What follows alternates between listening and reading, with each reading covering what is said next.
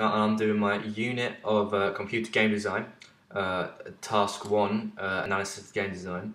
I'm going to talk about 3 different types of games that you can either get on the PlayStation, Xbox, computer, mobile, and I'm going to have to compare them, what's different about them and stuff like that. So the first game I'm going to do is Assassin's Creed Revelations, which is one of my favourite games. So here it is. Alright, I'm Luca and I'll be doing a game analysis on the game Assassin's Creed Revelations, which is the 4th game out of the 4. It's the last one. Just want to talk about what's going on in the game, what the game is. And you can see the revolving camera going around the character there, and that's the main character you play. Ezio Auditore is an Italian name. It's based in Italy, the game. I think it's Rome, somewhere like that. And you're an assassin, hence the name Assassin's Creed. You walk around the open world city, so you can pretty much go wherever you want. You can free run, so you can like walk up walls and stuff, jump off buildings, jump from buildings to other buildings, which is pretty cool for when you're playing. When you're not doing any missions, you can just go wandering around in between missions if you wanted to. As you can see, it's a third-person game, so there's really not much like third-person open world games like Prototype 2 or Superman, Batman, Spider-Man. Pretty much the same camera angle, just cameras behind the character, which probably makes it the easiest to play, know what you're doing, where you're going and stuff. There are many characters in the game. There's 20 main characters and hundreds of background characters that are just like duplicated and just placed around everywhere. And what you can see now is that it's about to push someone off the building. So it's quite good with like heights and stuff. You fall a certain height, you will die. So it does have that kind of realism of the game. But now you're going to see me fight some people, some guards that just don't like me for some reason. I'm about to do a counter attack in a second. I hope I don't get killed. Like that. And that's one of the good things about Assassin's Creed, but the thing you got to do is timing. So if you don't do it right, that will happen, and you probably get stabbed. There's also a multiplayer side of the game, which you can play online with friends, random people online, and pretty much you're going to kill one another, but there's different types of game modes in the multiplayer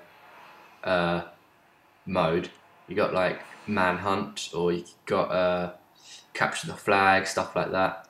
And it's quite fun actually, because you get ranked on your performance, and judging how well you do in the game, you get ranked like first, second, third, and if you're first, you get the most amount of XP, which means you get close to unlocking new weapons, new clothes, new armor, so you don't get killed. And perks are a very good aspect of the game, as you can unlock things like smoke bombs, you can unlock things like run faster, and these do really help you get better and better as you go along. But also when you get to level 50, you do prestige and you have to go back to level 1, start all over again. But it does get your reputation up, saying that you're a good character, that people should stay clear of you, and that they should like kind of fear you in a way. In the game, the story mode, there are a lot of challenges throughout the game, like that people set you, like, oh, can you kill this person for me? He's been like stealing from me, or can you get it back? And what you can see now is me fighting a guard, which is pretty cool. And like the slow motion of it, well, it was a pretty good aspect, and the blood as well makes it realistic. The difficulty of the game is not hard. You can set the difficulty to easy, medium, but if you put it on a hard, then what I'm doing now is I'm morphing into the crowd, so that the people won't find me. But then morphing would be really harder if you had it on really difficult. But that's a good perk of the game as well, that you can hide into, like blend into the crowds. The environment is quite a good environment. I think it's the way they've set it in the 17 or 1600s is it's quite good how they've made it so everything's pretty much climbable, but it still looks like what it would look like if it was in the 1700s. And that, so you would imagine that someone actually doing that in the 1700s, it's believable. The game has got 9 out of 10 stars. Very good game, people have been saying. Very addictive, and you can see the map that's about to show up here. Very big map. That's why people love the game so much. The map is just huge. You can pretty much go anywhere you want in that dedicated area, while in the other ones, Assassin's Creed 1 and 2, you get a big area, but you would have to go through a tunnel, and it would load a different part of the map. But here it's just a big space you can go around. That's the same in Brotherhood as well. There are videos that you can unlock during the game that you're going to have to do puzzles to unlock, and it just makes you find out more about the character Ezio Auditore, and why he's doing all of this, and the story behind why he doesn't like the enemy, and what he wants to accomplish. The stuff you can get, the infantry. Is you can get swords, that hook blade that you got there, little guns in your wrist, crossbow, smoke bombs, poison bombs, spike bombs, trigger bombs, all different kinds of stuff. Pretty much anything you think you would get in those kind of days. There wouldn't be machine guns, because they probably wouldn't have known how to do that. They've got gun-powered guns, which is a pretty good realistic part of the game, because they wouldn't have machine guns in this era. There are no rules to the game. The only rule is the rule that the person sets you when you do a mission and it tells you to do something. That's pretty much the only rule, but from there's no rules. You can do anything you want. Also, the game sold 7 million copies in the first month of release, so that obviously is a good sign of it. It's a very good game. Personally, one of my favourite games, this Assassin's Creed Revelations, just because it's different to the other Assassin's Creed. You play the character when he's an old man, but you still have the energy of when he was playing, when he first made an appearance in the second one. And it's just pretty much, you've gone on with this character for 3 games now, and you just find out so much more about him, and it makes so much more sense that why he's doing all of these things that he does. And I just love it. Assassin's Creed has been one of my favourite games since they've come out and been released. So that is my game analysis of Assassin's Creed. Now I'm going to be doing Angry Birds, which I bought on the Apple Store on the iMac, but you can also get it on the iPad, iPhone, iPod Touch.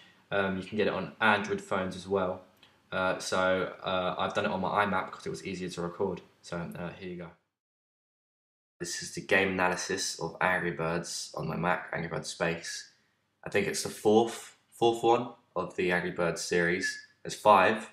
It's normal Angry Birds Rio, Angry Birds Magic, Angry Birds Space, and Angry Birds Seasons. It's basically a point and shoot game. You shoot the bird and try and get these green pig look-alike things, kind of freaky looking. The game of the game is basically get through all the levels, and then you defeat the bosses at the end. But there's loads of worlds to go around, so there's different types of things you need to do, and it's good because for each obstacle, there's a bird that can conquer that obstacle. Like for this bird, there was loads of these rocks in the way, but because it can go around corners, it can get the enemy better and faster. This is one of the maps where you use more than one type of bird, so you've got to be careful where you've got to when and where you've got to shoot the bird for its ability, and each bird has a different ability.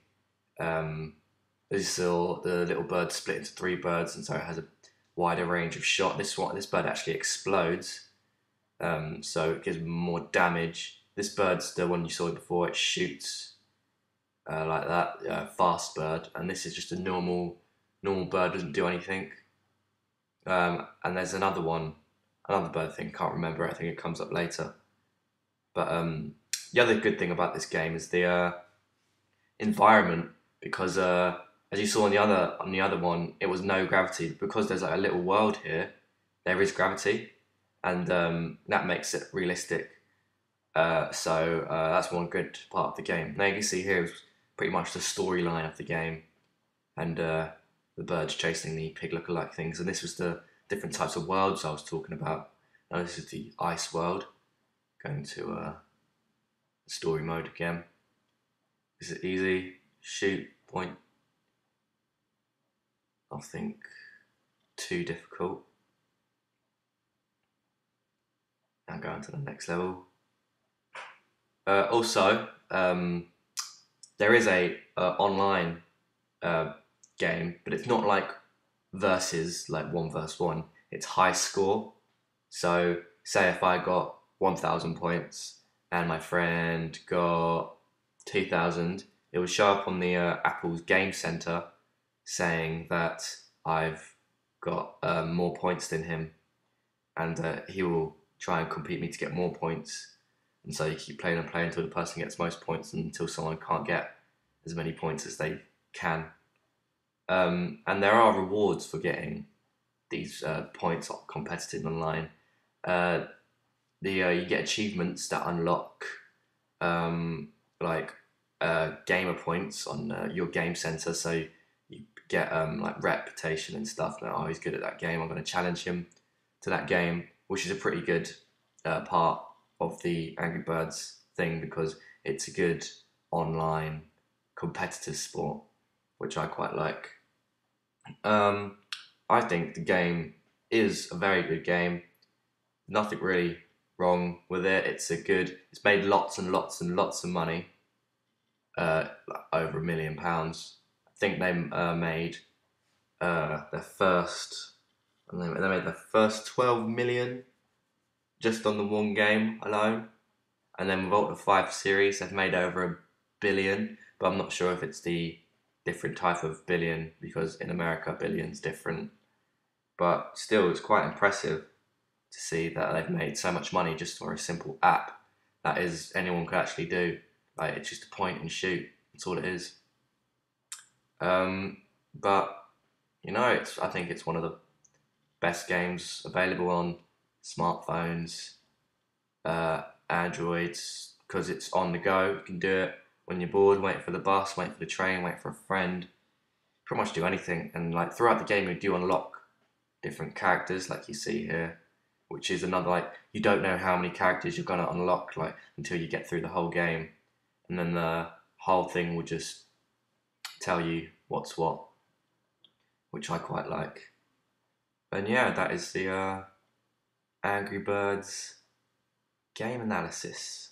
Hope you enjoyed.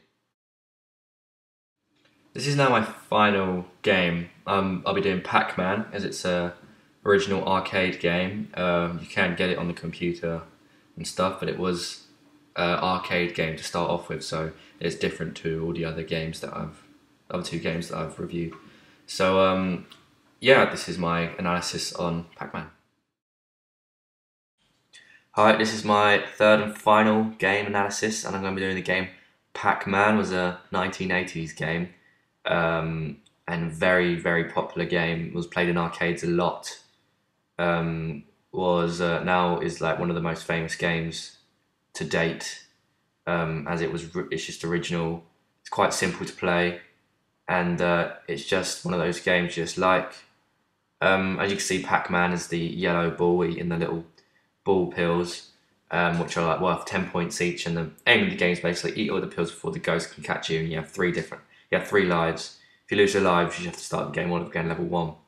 Now the ghosts that you see, they all have names, and they all have different characters, like personalities. So the red one would be called Blinky, the pink one's called Pinky, the blue one's called Inky, and the orange one's called Slidey. And they're different personalities. So the red one is called Shadow. So I'm guessing he's stealth-like. He's always like in there. He's the shadowy. He can follow you. The pink one, the personality is Speedy. So he's probably really faster than the others. The blue one is called Bashful. His personality is Bashful, so he's probably going randomly. He wouldn't follow you. He would just be going blindly through the maze and bashing from one place to another. And the final one, the orange one, is called Pokey. So I'm just guessing that he's probably the one that probably irritates you the most, the one that just gets on your nerves. So hence why it's called Pokey, because whoever pokes you really annoys you, doesn't it?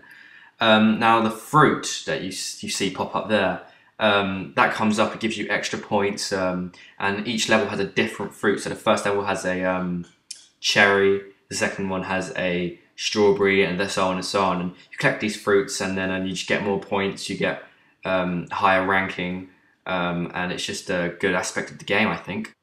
As you can see, the environment, so the map, is basically a maze. Nothing too complicated to make on the computer. It's just a couple of blocks that makes a path. You can actually get this game on a phone or iPad, and as you can see, I'm playing it on the computer, so I'm playing it online. And if you played it on your phone, you can connect it to what Apple have to the Game Center, which basically means you can compete with other friends, and you can actually compare with your mates your highest scores and what kind of score you get. And so you can say, like, say I wanted to challenge my mate, I've got 10,000 points and he's going to try and beat it, and if he beats it, then that sets me a new challenge to try and beat what he's done. So it just goes on and on and on until one person just cannot beat the other person. So that's a good thing about how they've made this game throughout the years. They made it more competitive. They made it more like not just a one-player game. They made it into a two-player game. So it's one of the good aspects of making it an online game. I think the game's very good. It's very classic. My dad used to play it when he was a kid. My uncles used to play it with my dad. They used to go down arcade and spend all the money on playing this game. And like, because they didn't have the technology we have today, that we can compete with our friends just with the click of a button, they would go down to the arcade, put like 20p into the machine, and then they would play one after the other, which one would get the phone. So it's good how they've made the online mode a option. Also, one of my favourite games as well. I've been playing this since I was a kid. My dad used to have that. I'm not sure what the console was called, but I used to be on it all the time, and I used to play Pac-Man. So it's a game that if people are born in the 80s, 90s, they would have been brought up with this game, and I think it's just a very good game. So yeah, this is my game analysis on Pac-Man. I hope it's good, and I hope you enjoyed.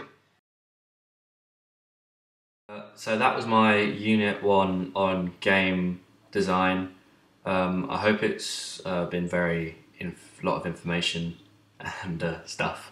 So yeah, I hope you enjoyed, and I hope this was worth, well, thank you.